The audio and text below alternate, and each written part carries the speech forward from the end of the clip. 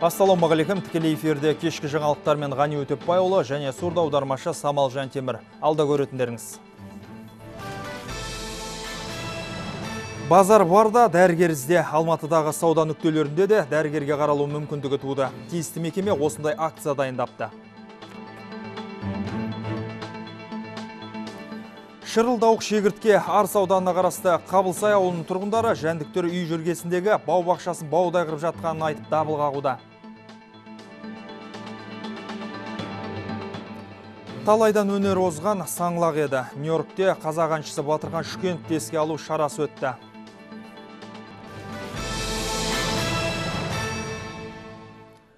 Қазақстан Үндістанның энергетика нарығын уранмен қамтамасыз ететін болды. Еліміз алдағы 4 жылда Оңтүстік Азия мемлекетіне 5000 тонна уран жөнелтпек.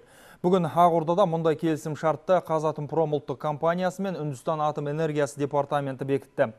Құжатқа елбасы Нұрсұлтан Назарбаев пен Астанаға тұңғыш рет сапармен келген Үндістан премьер-министрі Нарендра Моди арасындағы кездесуде қол қойылды. Халықаралық мәселелер бойынша көзқарастары үндес Қазақстан мен Үндістан басшылары жүргізген келіссөздер қос елдің экономика мен саясаттағы ынтымақтастығын жаңа деңгейге көтергеніне сенім білдірді. Нұрсұлтан Назарбаев пен Нарендра Моди арадағы алыс-берісті ұлғайтуға келісті. Үндістан Қазақстанға 200 миллион доллар қаржы құюға ниет білдірсе, отандық кәсіпкерлер үнді экономикасына 75 миллион доллар инвестиция бағыттамақ. Үндістанмен стратегиялық серіктестікті дамыту сыртқы саясатымыздың Азия векторындағы басым бағытының бірі болып саналады. Елдеріміздің ынтымақтастығын одан әрі кеңейтуге қажетті өте зор. Сауда экономикалық өлшем екі жақты қарым-қатынастың локомотиві болып саналады. Қазақстан Үндістанның орталық Азиядағы ең ірі сауда экономикалық серіктестік. Былтыр өзара тауар айналымы 1,3 миллиард долларға жетті. 13-ші жылмен салыстырғанда 2 есе ұлғайды. Еліміздің сот жүйесінің қызметі қаншалықты сапалы әрі қолжетімді мәселенің анық-қанығын білу үшін Біріккен ұлттар ұйымы даму бағдарламасының Қазақстандағы өкілдігі 32 сұрақтан тұратын арнайы сауалнама жүргізді. Биыл ақпан-сәуір айларында 193 аудандық және оған теңестірілген соттарда 12 мыңнан астам адам сұралған. Сауалнама нәтижесі бойынша әділдікті жақтаушы судьялардың қызметі жоғары бағаланды. Сұралғандардың 87,5% мамандар барлық ережелерді жете түсіндіріп, әдептілік танытатынын айтқан. Сот ісіне байланысты ақпараттың қолжетімділігі 74,1%-ді құрады. Дегенмен көпшіліктің көңілін көншітпейтін жайттар да бар. Ел азаматтары сот отырысының уақытылы басталмауы мен ғимараттардың жайлы еместігін ескерткен. Это была новая система мониторинга. Негізгі сауалнама үш мақсатты көздеді. Сот қызметінің сапасы, судьялардың біліктілігі, кез келген ақпараттың қолжетімділігі басты назарда болды. Мұндай шара жүйені дамытуға, шешімін таппаған проблемаларды анықтауға мүмкіндік береді. Сондықтан арнайы зерттеу жүргізу барлық тараптар үшін тиімді. Жылдан жылға сыбайлас жемқорлықпен күрес күшейтілгенімен мемлекеттік сатып алу төңірегінде көз қысты бармақ басты әрекеттер тыйылмай отыр. Қармақшы ауданы Жосалы кентіндегі 250 адам қабылдайтын емхана өткен жылы ашылса да құны 117 миллион теңгенің медициналық құрал жабдықтары әлі күнге дейін жеткізілмей келген. Мемлекет тарапынан 1,4 миллиард теңге бөлініп салынған емхананың арнайы қондырғыларымен толық қамтамасыз етілуін енді құзырлы органдар жіті бақылауда ұстайды. Қазіргі таңда заң қадағалаушы құрылым өкілдері тапсырыс беруші мен мердігер арасындағы шарттардың заңдылығын тексеруде. Жалпы аймақ бойынша прокурорлар пәрмен арқылы 200 миллион теңгеден астам мемлекеттік сатып алу қорытындыларының күші жойылып, 100-ден астам тұлғалар тәртіптік жауаптылыққа тартылды. Бұл дерек бойынша қылмыстық іс қозғалды. Одан бөлек қазіргі таңда мердігерден тұрақсыздық айыппұлын өндіру шаралары қолданылып жатыр. Бүгін Алматы қаласының базарларында денсаулық жолы акциясы басталды. Дәрігерлер алдымен әйгілі барахолканың сатушыларын медициналық тексеруден өткізуде. Жетісу ауданына қарасты екі базарда жұмыс істейтін адамдарға терапевт, офтальмолог, кардиолог, гинеколог пен маммолог және басқа да мамандар 6 күн бойы қызмет көрсетеді.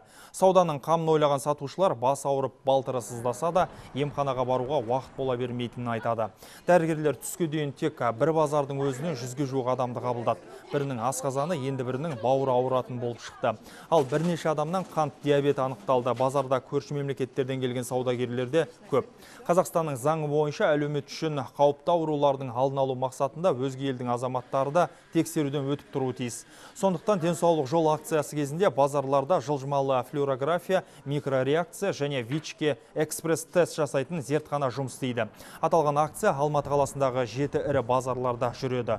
Ұйымдастырушылар 12 тамызға дейін бірнеше мың адамды медициналық тексеруден өткізуді жоспарлап отыр. Мен уже 15 жыл істеймін базарда. Бірінші мәрте осы базарға келіп, медиктер бізге осындай қызмет жасап жатыр. Үлкен рахмет. Орнымызда отырып, тем более бесплатно, холестерин менің возрастымда болады.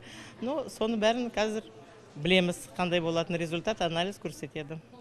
Көп адамдардың мына емханаларға барып өздері тіркелген, дәрігерге тексерілуге мүмкіндіктері жоқ. Оны мынау саралап тексергеннен оған көзіміз жетті. Сондықтан осы емханалардың дәрігерлері өздерінің территорияларында тұрған мына базарларға келіп, осындай акция ұйымдастырып жатыр. Ұлттық экономиканың сұранысына сай мамандар даярлауға елімізде үлкен маңыз беріліп отыр. Осы мақсатқа мемлекеттен арнайы гранттар бөлінген. Биыл Ахмет Байтұрсынов атындағы Қостанай мемлекеттік университеті магистратура бөлімінде кәсіби оқытудың жаңа жүйесін енгізді. Бұл жерде жұмыс берушінің, болашақ маманның және оқу орнының мүддесі біріктірілген. Үш жақтың талап тілегі келісім шартпен бекітіледі. Басты міндет жергілікті өндіріс орындарының білікті мамандарға деген сұранысын қанағаттандыру. Қостанай мемлекеттік университетінде бас қосқан кәсіпорын басшылары мен оқытушылар кәсіби білім берудің тетіктерін тағы бір пысықтады. Елімізде индустриалды инновациялық бағдарлама бойынша маман даярлау құқығына 10 жоғары оқу орны ие. Солардың бірі Қостанай мемлекеттік университетіне биыл 110 грант бөлініп отыр. Бұл бағдарлама болашақ маманға біріншіден жұмыс орнын тауып береді. Екіншіден, бұл бағдарлама жаңа дайындалатын мамандарды жаңа заманауи талапқа, өндіріс ошақтарының өзі көргісі келетін дағды, біліктілікті негізінде дайындаймыз. Үшіншіден, бұл бағдарламаны дайындауға біз шетелдік бағдарламаларды аламыз және шетелдік мамандарды тартамыз. Мұның барлығы жаңағы Нұрлы жол бағдарламасының негізінде жүзеге асырылып жатыр. Елордада жаңа пәтерлерге деген сұраныс 20%-ға артты. Бұл туралы жылжымайтын мүлік нарығын зерттеген сарапшы Мақсат Бектібаев мәлім етті. Сұраныстың ұлғаюына байланысты баспана құны айтарлықтай төмендемей отыр. Дегенмен Қазақстанның ұлттық экономика министрлігіне қарасты статистика комитетінің мәліметіне сәйкес маусым айында жаңа пәтерлер құны 0,2%-ға, ал қолданыстағы баспана бағасы 0,1% арзандаған.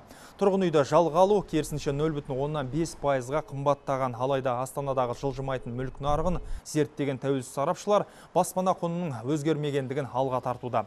Қазіргі таңда республика көлемінде жаңа пәтердің 1 шаршы метрі орташа есеппен 222 мың теңге тұрады. Жыл аяғына дейін баспана құны арзандайды немесе қымбаттайды деп айта алмаймыз. Алдағы уақытта баға осы қалыпта сақталады. Себебі құрылыс компаниялары тұтынушыны қызықтырудың түрлі жолдарын табуда. Бірі тегін көлік тұрағын ұсынса, екіншісі баспана құнын бөліп төлеуге мүмкіндік жасап отыр. Жылжымайтын мүлік нарығында жаңа тұрғын үйлерге деген сұраныс 20%-ға артты. Көпшілік ескі баспананы жаңасына ауыстырғанды жөн санайды. Оның үстіне елордаға келушілер саны ұлғаюда. Оңтүстік Қазақстан облысында жергілікті жұрт талас-аяқ деп атап кеткен шегіртке түрі белең алуда. Арыс ауданына қарасты Қабылсай ауылының тұрғындары жәндіктер үй іргесіндегі бау бақшасын баудай қырып жатқанын айтып дабыл қағып отыр. Тұрғындар шегірткемен өз беттерінше күресіп көрген, алайда одан нәтиже болмаған. Ал жергілікті билік зиянкеске қарсы қаржы дер кезінде бөлінбеген деп отыр. Тақырыпты еңбек еш кеткен ауыл тұрғындарымен жүздесіп қайтқан тілшіміз сабақтайды. Қанаты қатайып ұша бастаған зиянкестер жолдарында кездескен өсімдіктерді баудай қырып жатыр. Жайылымдық алқаптарды жалмап болған қарақұрым шегіртке енді біртіндеп жұрттың ауласындағы бау-бақша мен көкөніске ауыз сала бастаған. Агрот егеміз жеп кетеді, қайт жаңалап егіп жатырмыз, қайт жеп кетіп жатыр. Бақытжан Арыспай бұрын соңды бұндай жағдайды көрмегенін айтады. Шаруа ала жаздайғы еңбегінің еш кеткеніне ренжулі. Бала шағам жесінде беккен көкөністі зиянкес кеміріп тастады. Бір айдан бері ауыл болып шегірткемен күресіп титықтадық. Енді кімге барып шағымданарымызды білмей дал болып отырмыз дейді тұрғындар. Огородқа тыныштық беріп жатқан жоқ.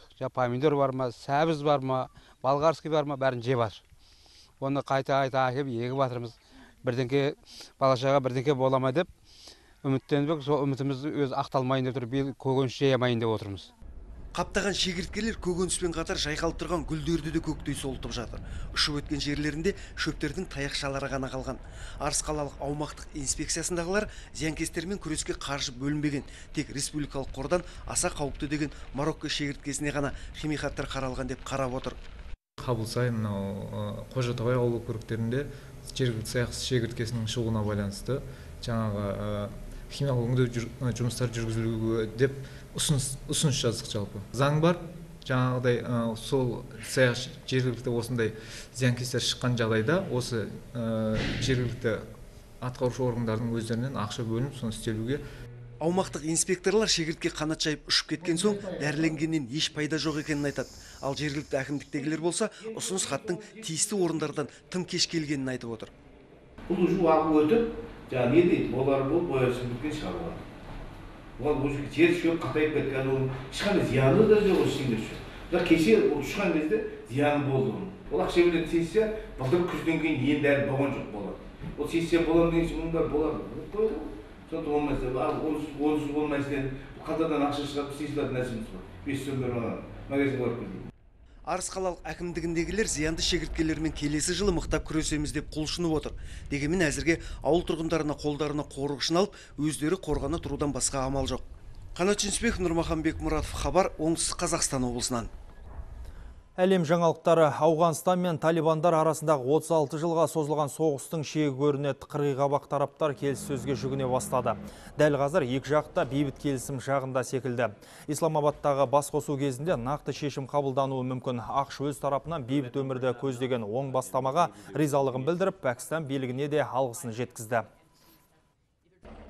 Бұл бейбіт өмірге бастайтын құтты қадам. Ұзақ уақытта созылған шиеленісті доғаруға екі тарапта мүдделі. Осы оң үдеріске атсалысқан Пәкістан билігіне алғысымызды білдіреміз. Эгей теңізінде мигранттарды заңсыз тасымалдаған кеме апатқа ұшырады. Әзірше бір адамның қаза болғаны мәлім. Евроньюстың хабарлауынша құтқарушылар 21 адамның өмірін арашалап қалған. Кем дегенде 11-нің тағдыры беймәлім болып тұр. Грекия мен Түркия елдерінің құтқарушылары із-түзсіз кеткендерді іздестіру жұмыстарына көшкен. Теңіз арқылы Еуродағы жеріне заңсыз өтпек болған азаматтардың аты жөні анықталуда. Босқындар солтүстік Африка азаматтары деген болжамда бар. Ағымдағы жылдың басынан Еуропаға 140 мыңға жуық адам жерорта теңізі арқылы өткені белгілі. Көбіне бұл теңіздің арғы жағынан жұмақ өмір іздеген босқындар. Нью-Йоркте қазақстандық әйгілі әнші, композитор Батырхан Шүкеновті еске алу кеші өтті. Америкалық мегаполистегі орталықтардың біріне музыканттың жақындары мен достары жиналды. Осындай шараның мұхиттың арғы жағында өтуі бекерден емес. Қазақстанның еңбек сіңірген мәдениет қайраткері, ЮНИСЕФ-тің ізгілік елшісі болғандықтан Нью-Йорктегі Біріккен ұлттар ұйымы штаб пәтеріне де жиі келетін. Ал ұлы Мақсұт ақштың Флорида штатында анасымен бірге тұрады.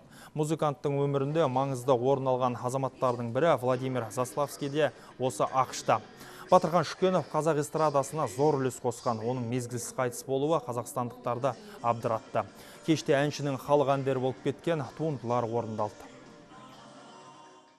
Потерять друга, такого, как был Батыр, для меня.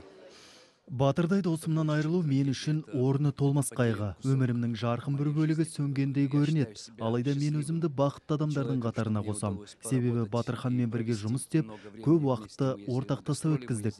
Сансыз фестивальдер мен гастрольдерге бірге бардық. Оның шығармашылығын әлемнің үздік музыканттары мойындаса да, ол кішіпейілде қарапайым болып қала берді. Біздің есімізде де ол мәңгі сол қалпында қала бермек. Батыр был человеком мира. Батырхан ерекше адам болды. Барлығымыз оған қарап бой түзеу керекпіз деп ойлаймын. Батыр өмірден өтсе де ғайып болмайды. Оның әндері қазақстандықтардың жүрегінде мәңгі қала бермек. Былтыр Астана капитаны Винченцо Нибалидің жеңісімен аяқталған гран-турдың 4-ші кезеңі артта қалды. Биылғы жарыс басталмай жатып, сары жиде киген Тур де Франс көшбасшысы Фабиан Канчеллары құлап қалып аламаннан сырт қалды. 223 шақырымдық 4-ші кезеңде Астана велокомандасының капитаны Винченцо Нибали 15-ші орында қанағат тұтты. Әзірге итальяндық велоспортшы жалпы есепте 13-ші орында келеді. 4-ші кезеңде неміс Тони Мартин топ жарды. Мәреге 3 шақырым қалғанда қалың топтан сытылып шыққан спортшы қарсыластарынан қара үзіп кетті. Екінші болып мәре сызығын Джон деген Колп Триса словакиялық Петер Саган үздік үштікті қорытындылады. Төртінші кезеңде жеңіске жеткен Тони Мартин жалпы есепте де алға шығып, көш бастаған Крис Фрумнан сар жейдені тартып алды. Қазір Нибали Мартиннен 1 минут 50 секундқа ұтылуда. Бүгін Тур де Франстың 189 шақырымдық 5-ші кезең өтеді. Жаңалықтарымызды хабардың сайтынан да көруге болады. Еліміздің бас арнасынан алыстамаңыздар ағайын.